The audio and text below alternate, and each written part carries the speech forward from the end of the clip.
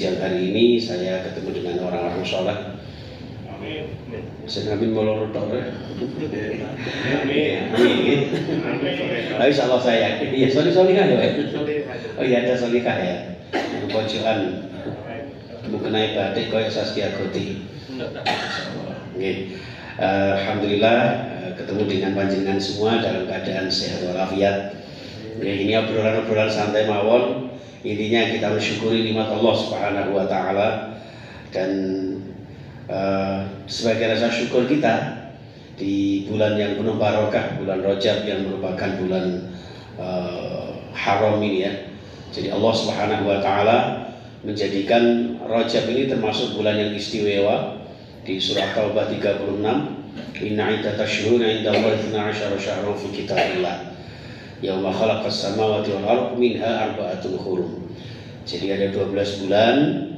Di antara 12 bulan itu 4 bulan disebut bulan haram. Mungkin panjenengan tahu Mas, apa bulan haram apa saja? Wah, Dzulhijjah. Pinter ini ya. Monggo Mbak, Dzulhijjah terus Muharram, terus Rajab, satu lagi. Kalau Ramadan itu Sayyidus Syuhur ya.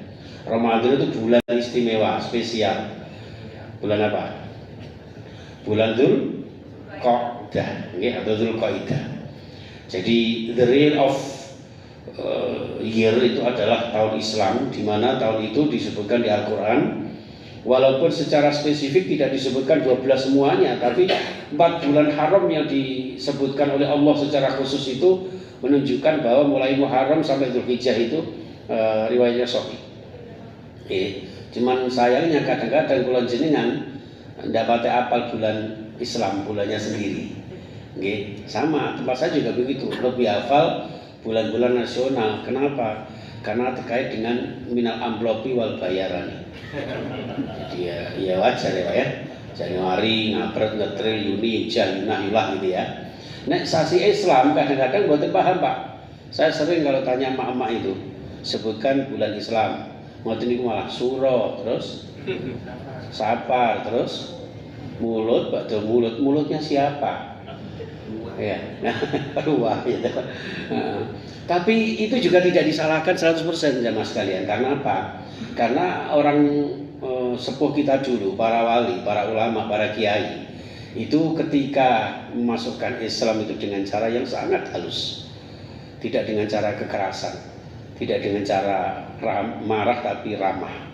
Jadi ketika orang Jawa bilang Muharram kan kangelan gitu, maka diganti dengan Suro. Kenapa Suro? Karena di Muharram itu ada Asyura 10 Muharram.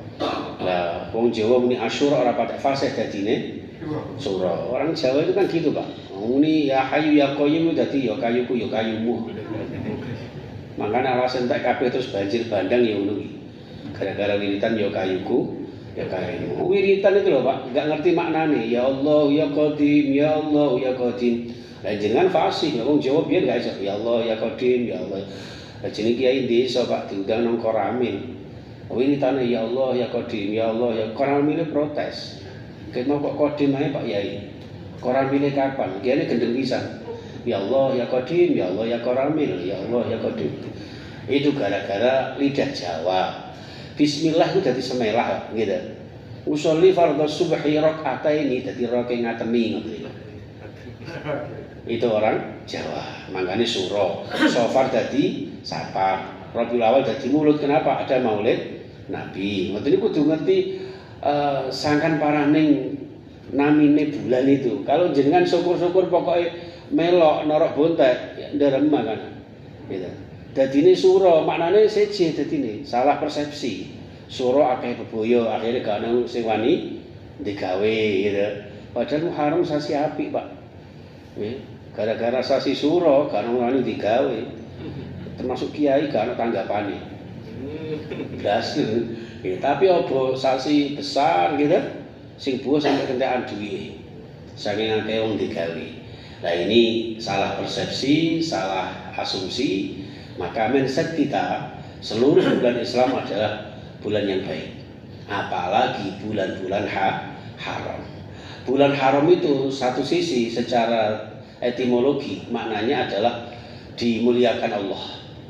Tapi di sisi yang lain haram artinya dilarang. Dilarang apa? Fala tadzlimu anfusakum. Fala tadzlimu fihinna anfusakum. Jangan sekali-kali kalian berbuat zalim di bulan-bulan itu sekalipun kepada dirimu sendiri, apalagi kepada orang lain. Makanya bulan-bulan haram itu sejak zaman Rasulullah sekalipun peperangan itu harus mengadakan gencatan senjata. Itu bulan haram. Maka Rajab ini dimuliakan Allah satu sisi karena memang ditulis termaktub di Al-Qur'an, ya. Yang kedua, bulan Rajab itu di dalamnya ada peristiwa yang sangat dahsyat. Apa Bapak Ibu? Isra Mi'raj. Isra Mi'raj itu, ya. Isra Mi'raj itu bulan di hari di mana malam itu Allah Subhanahu wa taala memanggil langsung. Ya, memanggil langsung. Ini kalau kita kaji filosofi Isra Mi'raj nanti ada tersendiri. Filosofi Isra Mi'raj dan eksistensi kita sebagai manusia paripurna. Jadi saya pernah ditanya mahasiswa saya itu, kenapa ya Pak ya? Isra Mi'raj kan katanya qudrah irada Allah, kemahakuasaan Allah. Kenapa harus pakai kendaraan buruk? Kenapa harus ditemani malaikat Jibril, Mikail dan sebagainya? Itulah nanti akan ada kajian tersendiri. Nah, jamaah sekalian rahimakumullah, maka terkait dengan kemuliaan Rajab ini, kula jenengan dianjurkan ada beberapa amalan, antara lain perbanyak puasa sunnah.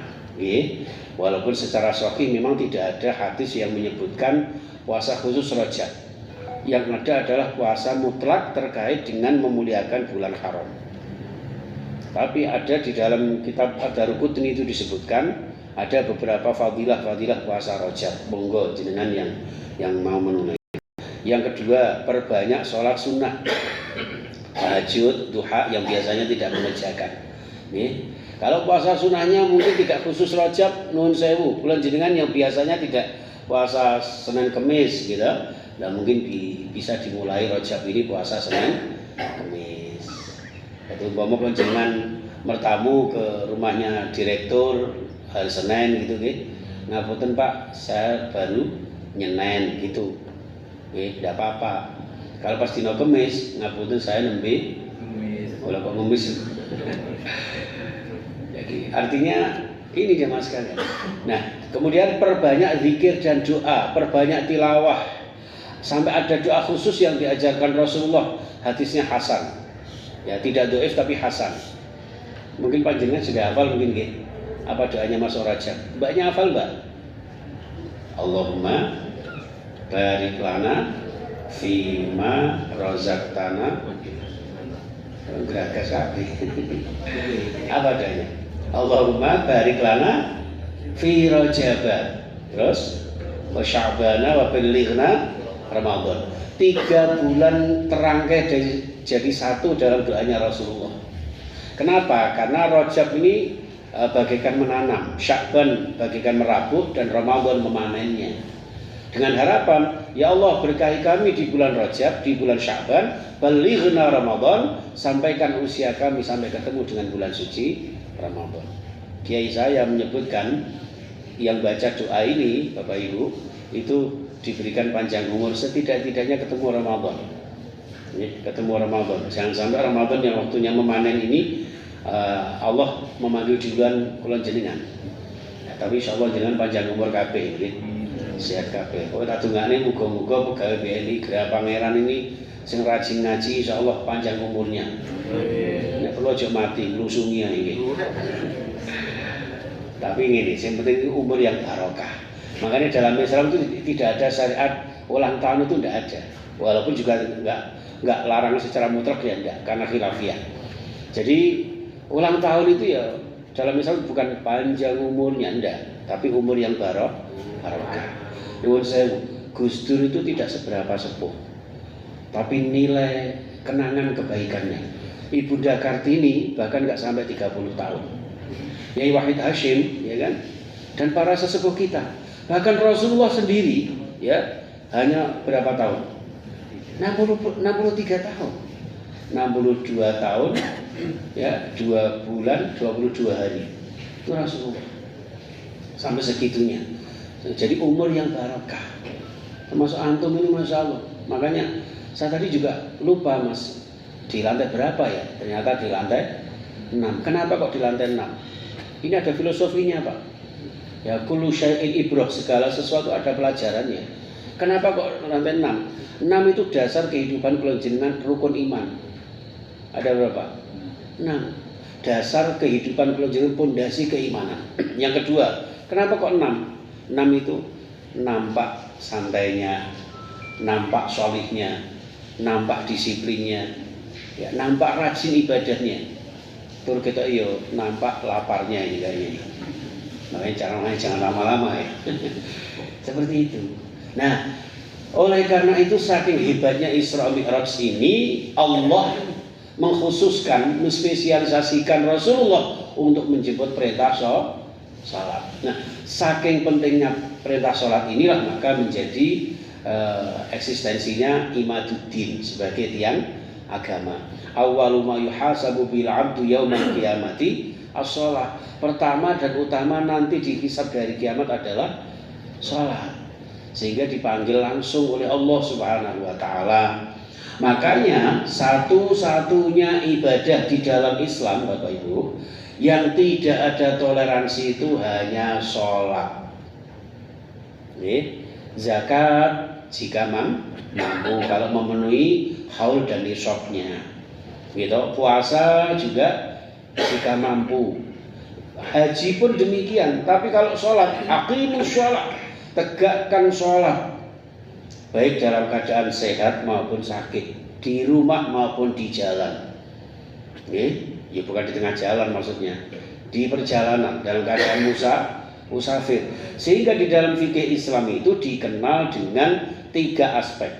Ada sholat jamak, ada sholat qashar, bahkan ada sholat qadha. Nuhun sewu jenengan juga sudah pernah mengenal ini, jadi ini sekedar reminder saja untuk mengingatkan kembali memori kita ketika masih belajar ini. Nah, yang sering salah kaprah itu ya syarat sahnya ibadah sholat ini. Dan nuhun sewu banyak orang yang meremehkan sholat, Bapak Ibu yang saya muliakan.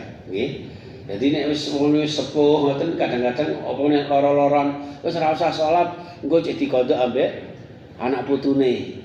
Niku jane mboten oleh niku Pak. Nggih. Sebisa mungkin nggih, selagi nyawa masih ada, akal masih sadar, maka wajib sholat. Adapun pelaksanaannya ini yang mengandung dispensasi.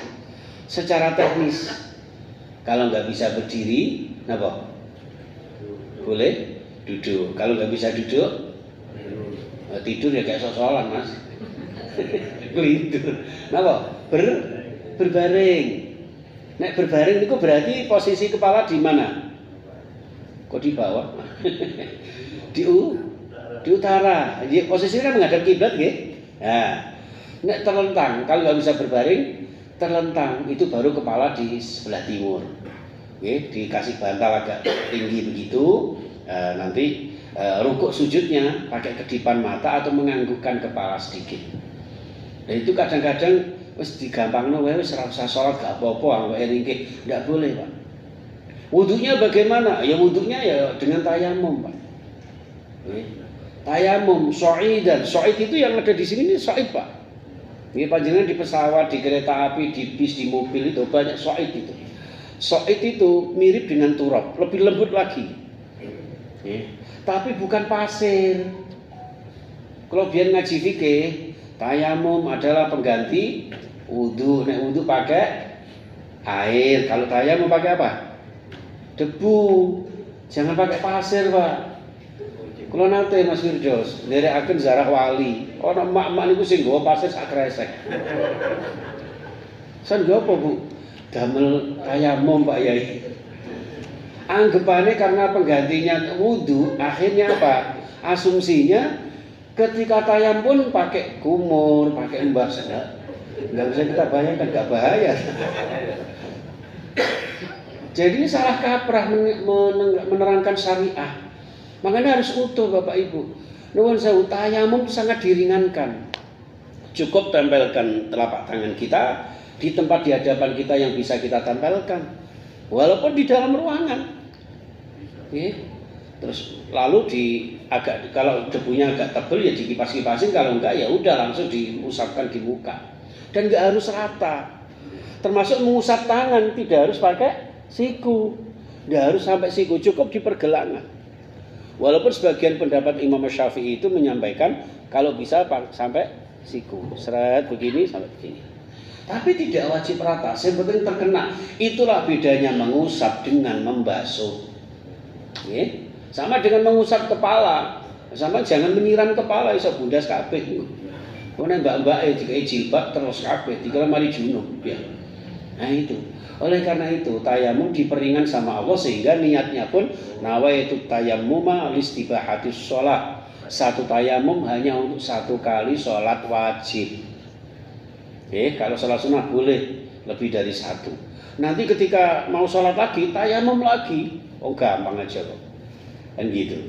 Itu teman-teman sehingga tidak ada alasan untuk meninggalkan sholat. Oh baru musafir kene Sidoarjo wis gak sholat. Pakai kesel didik gak sholat. Apalagi mantan-mantan itu ya dipacai mulai zuhur ya selesai sampai malam. Lah macai ini sak durunge zuhur bayarno gitu. Sedina sewengi gak sholat. Mari terus dijuamak langsung mulai usolli fardhul subhi sampai zuhuri. Malaikate bingung hari kelah pengen borongan. Ada lagi Pak, ini makanya menyangkut makna qadha ya. Apa sih qadha itu? Qadha itu dalam bahasa Jepangnya menyaur. Apa menyaur itu? Mengganti di hari yang atau di waktu yang lain. Ya. Syaratnya qadha pun tidak boleh sembarangan Pak. Satu, harus karena lupa. Betul-betul lupa, tidak sok lali. Lali ambek lali siji. Sing nomor kalih tertidur. Panjenengan malamnya mari nonton sepak bola, subuh kelewatan. Tangi-tangi wis awan jam 7. Wah, iku rasa digantung sholli fardhu subhi kawanan ora usah. Ya, iku langsung qadha begitu bangun langsung wudu salat. Ya, itu makanya Imam Al-Hanafi itu tidak mengenal qadha. Salat ya salat, ketika sudah teringat ya langsung salat aja, enggak pakai qadha. Tapi Imam Syafi'i, Imam Maliki tetap memakai kalimat itu qadha karena di luar waktu sholat itu. Makanya tema yang jenengan ambil ini sangat luar biasa. Ini sering dipraktekkan oleh umat kita di setiap waktu kita, hari kita. Saya juga sering Pak ketika di jalan nggak cukup waktunya, saya terpaksa minggir mobil saya. Dijelasin nanti kelewatan ini waktu saya ini. Minggir sholat di dalam mobil udah. Sesuai dengan menghadapnya mobil nggak apa-apa, gimana lagi? Ya, mau jalan macet, mau cari masjid juga nggak mungkin, ya seperti itu. Itu jamaah sekalian rahimahullah tentang qadha. Kemudian tentang jamak itu menggabungkan. Ini sebenarnya ada dasar-dasarnya, hadis-hadisnya sahih, ada ayat-ayatnya.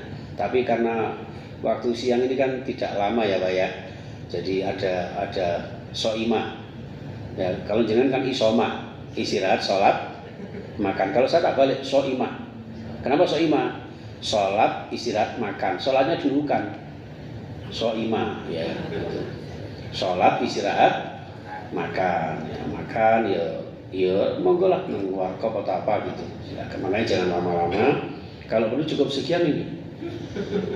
Sampai jam berapa Mas biasanya? Jam 2 ajur Jumat.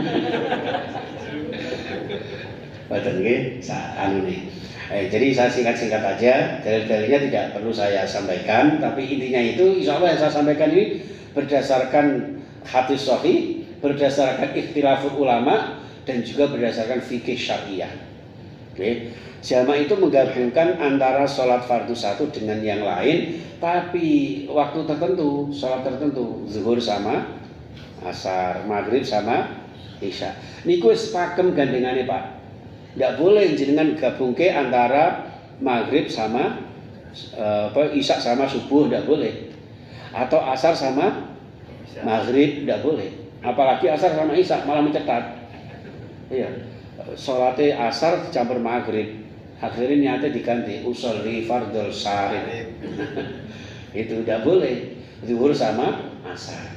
Nah, jamak itu ada jamak takdim, ada jamak takhir. Yang panjenengan lakukan di tempat waktu yang pertama zuhur atau maghrib berarti jamak takdim. Oke, nah itu rakaatnya sama. Ya, 4 rakaat yang 4 rakaat. Nah, uzurnya bolehnya jamak ini siji ya karena dalam kondisi safar, perjalanan.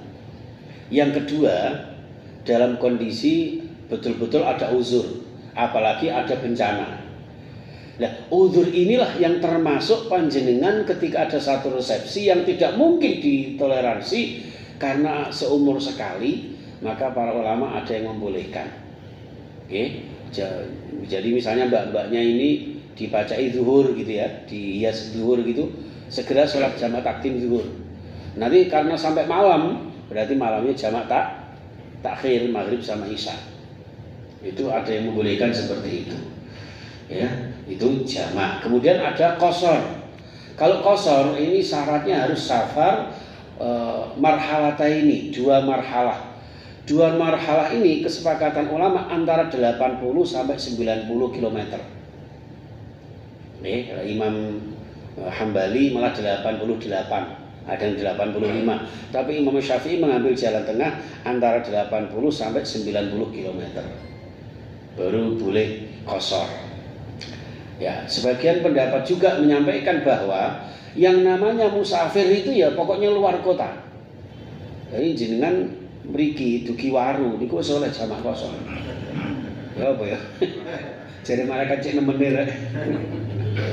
Tapi kata Umar bin Khattab ya, ketika ada rukhsah ya Pak ya, ada diskon dispensasi dari syariat dari Allah, justru kelanjutan sebaiknya diambil Pak. Nuwun sewu, misalnya apa ini ya? Pak masa Pak ini ya? Reza Pahlavi. Mas Reza misalnya ya. Nah, ini dalam kondisi safar Ramadan, itu kan napa? Boleh mokel kan? Tapi mentang-mentang mampu, aku mampu kok gue timbangi kodok. Ya sah sih boleh, tapi justru lebih utama dibatalkan. Karena dikasih keringanan sama Allah, kita sebagai makhluk ambil saja keutamaannya di situ. Tadi ini gue menyaur ya, itu kan resiko ya. Makanya supaya tidak resiko, tetap poso aja gitu ya.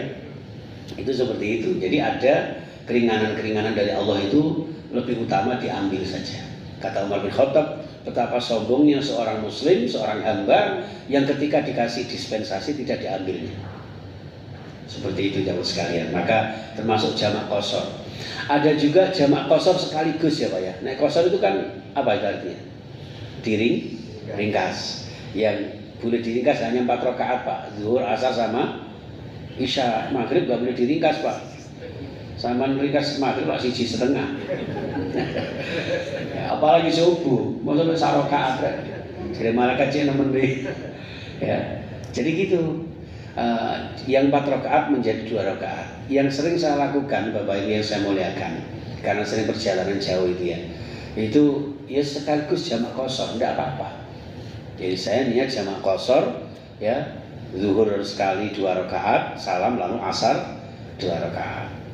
Ketika maghrib isya, ya maghribnya tetap 3 rakaat, isyanya baru 2 rakaat.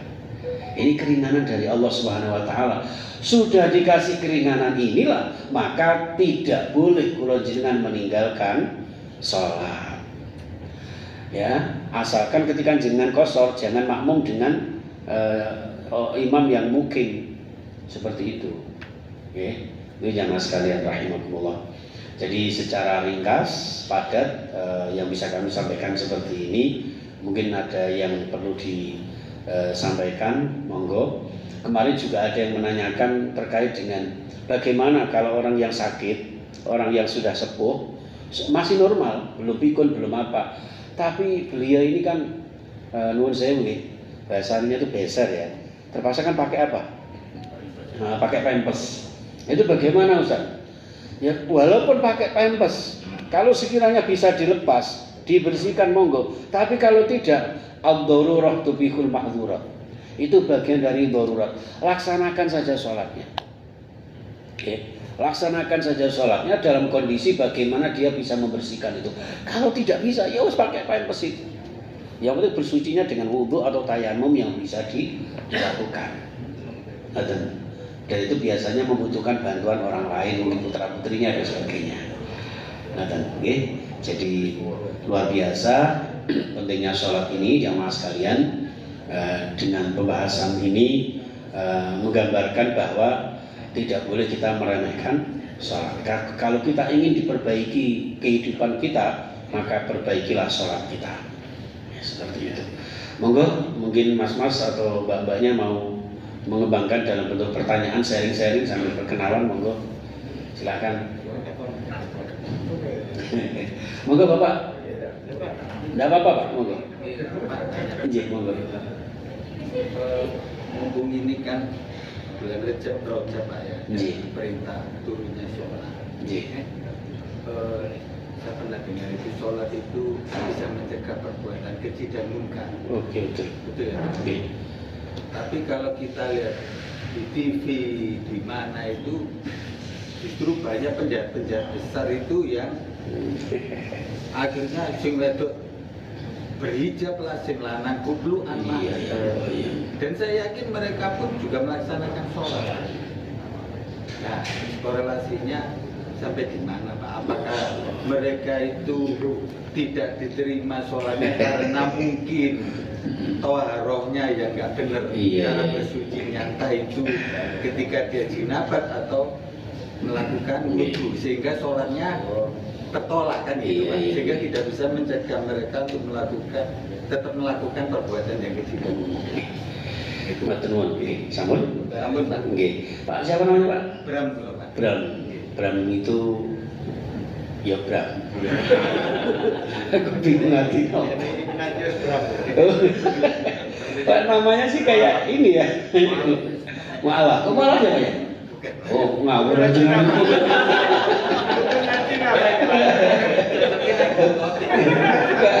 Memang kalau wajahnya kan antara Cina dan Jawa gitu ya.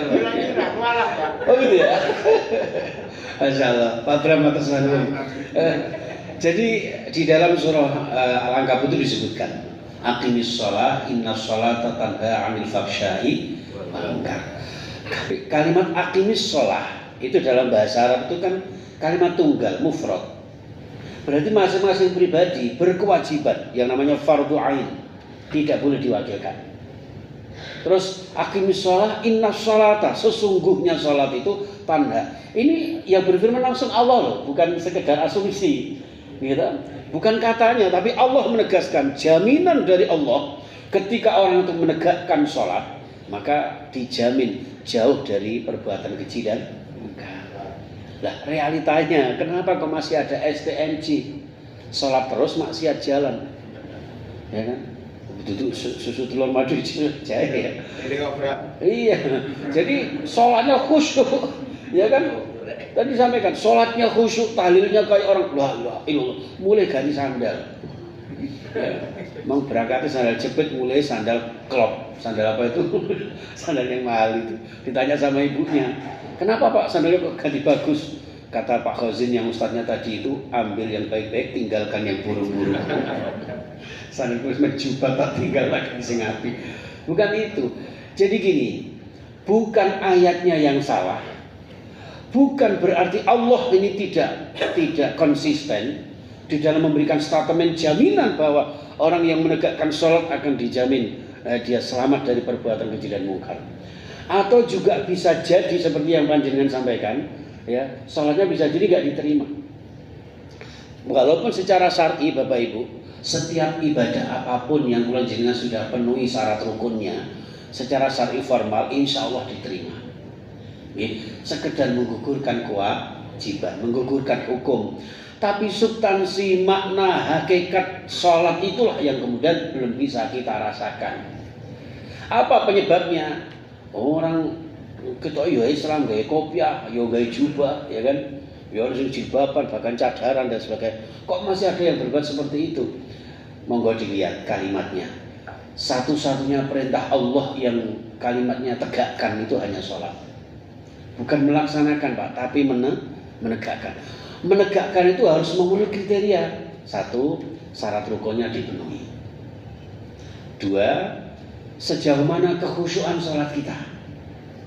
Lah khusyuk di sini Bapak Ibu bukan sekedar khusyuk secara ritual saja, khusyuk secara formalitas saja ketika sholat khusyuk, ngoten. Dikira khusyuk tiba ngantuk, ada juga kayak gitu.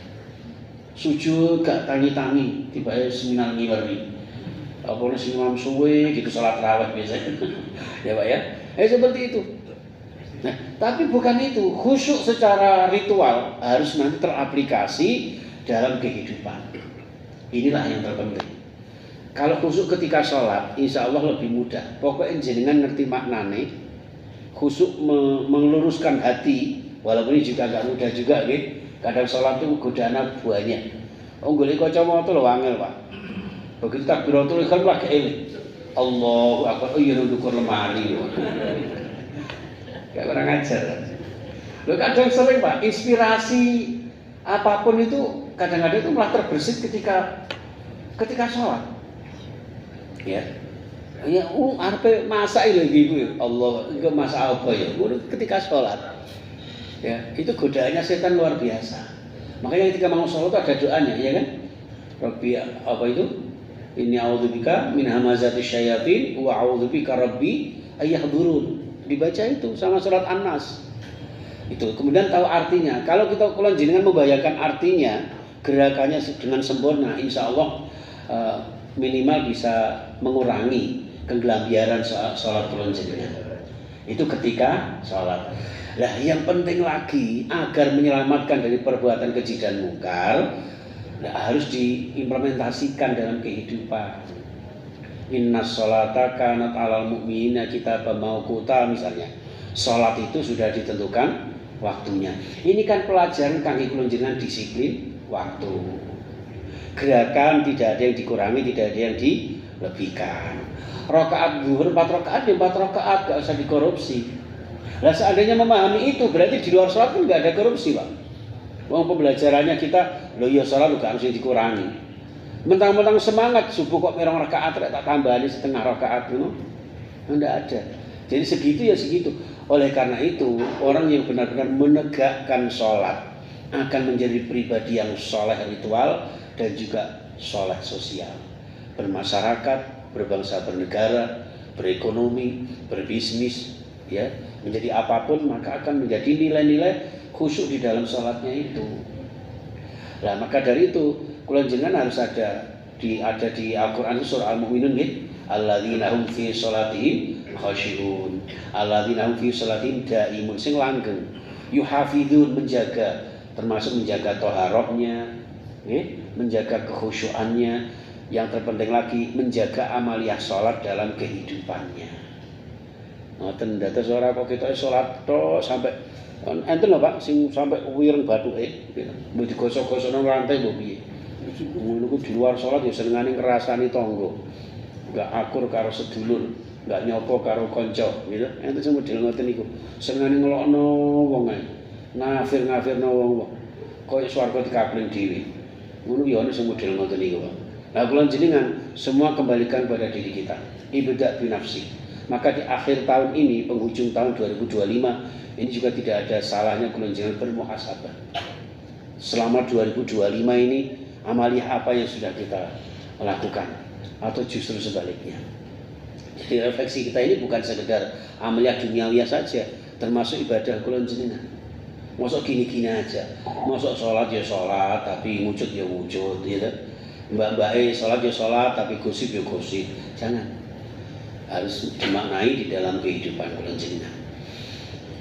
Itu Pak Bram nih, insya Allah. Jadi mudah-mudahan kita semuanya bisa mengaplikasikan sholat kita dalam kehidupan kita.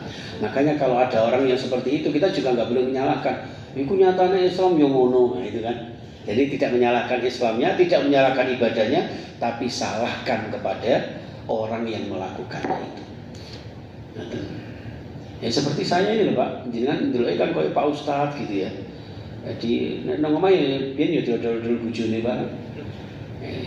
Sama lah kayak jenengan ngeten iki gagah-gagah ganteng ayu-ayu. Lek pas nang kene nek ngomong anu ya bojone jenengan ngetokno pabrik odol. diodol-odol dompete, diodol-odol sae. Nggih. Silakan Pak Bram, barakallahu fiik. Monggo Mboten Malik silakan. Nah, ini tanda harus selesai kayaknya ini ya. Iya, ada waktu tersendiri. Jadi kalau ada hal yang mungkin nanti kurang jelas, jenengan bisa melihat di YouTube kami di Pas TV, Pesantren An-Najah Surabaya TV.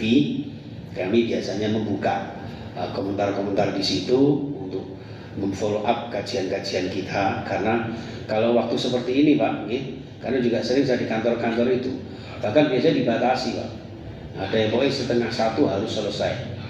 Ya, jika selesai jamaahnya lemak lunglai karena mesti harap kantine.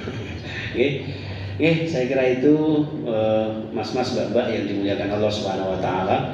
Mudah-mudahan kajian singkat ini ada guna dan manfaatnya.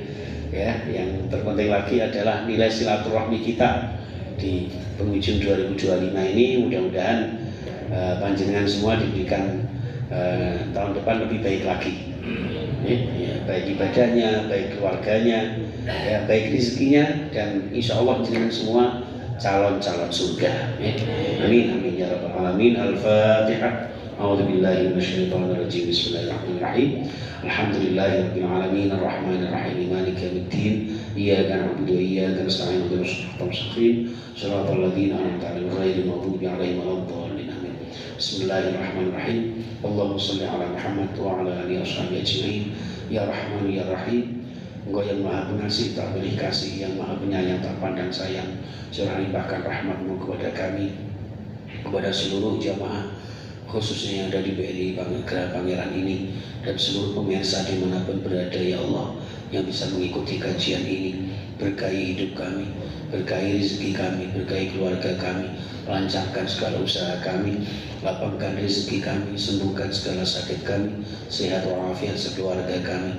Ya Allah, jadikan hidup yang sekali ini hidup yang mulia istiqamah dengan rezeki yang halal barakah, untuk membina rumah tangga yang sakinah mawaddah warahmah, mendidik putra putri generasi yang soleh solehah, yang beribadah berakhlakul karimah. Mudahkan kami berziarah ke Makkah Madinah dan suatu saat meninggal husnul khatimah. Rabbana atina fid dunya hasanah wa fil akhirati hasanah wa qina adzabannar.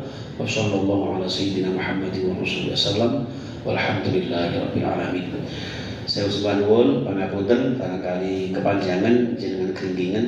Ya kurang suwe muga-muga kapan-kapan saged kebagi malih. Atau jenengan bisa mendengarkan kami di Suara Muslim setiap Selasa jam 7 malam sampai jam 8. Nggih. Nuhun subhanakallahumma wa bihamdika asyhadu an la ilaha illa anta astaghfiruka wa atubu ilaik. Assalamualaikum warahmatullahi wabarakatuh.